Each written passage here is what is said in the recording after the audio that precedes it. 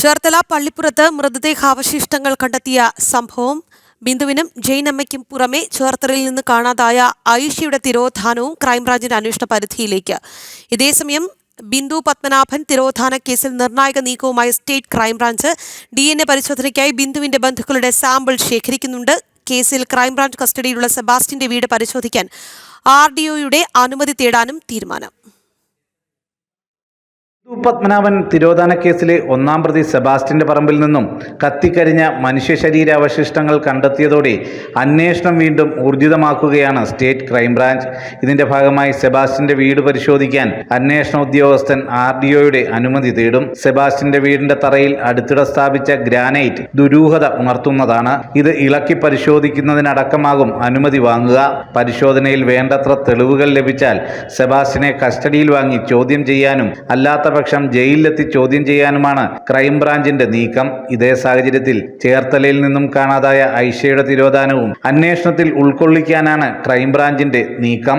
ഐഷയുടെ തിരോധാനത്തിൽ നാട്ടുകാർ നേരത്തെ തന്നെ സെബാസ്റ്റ്യന്റെ ഇടപെടൽ ആരോപിച്ചിട്ടുള്ളതാണ്.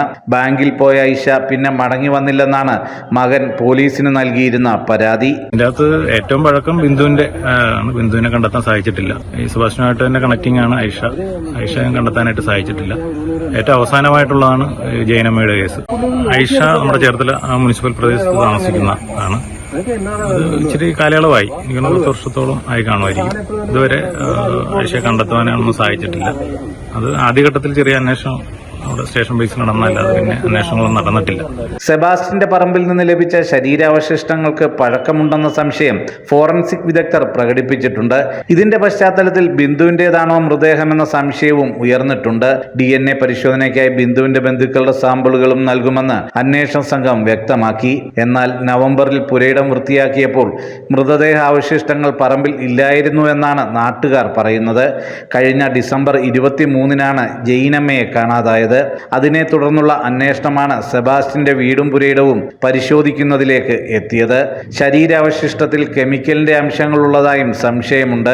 മറ്റെവിടെയെങ്കിലും മറവ് ചെയ്ത ശേഷം ശരീരാവശിഷ്ടം ഇവിടേക്ക് മാറ്റിയതാകാമെന്നും ജെയിനമ്മ തിരോധാനത്തിന്റെ അന്വേഷണം വഴിതെറ്റിക്കാനുള്ള സെബാസ്റ്റ്യന്റെ ദൃശ്യം മോഡൽ ശ്രമമാണോ ഇതെന്നും സംശയം നിലനിൽക്കുന്നു.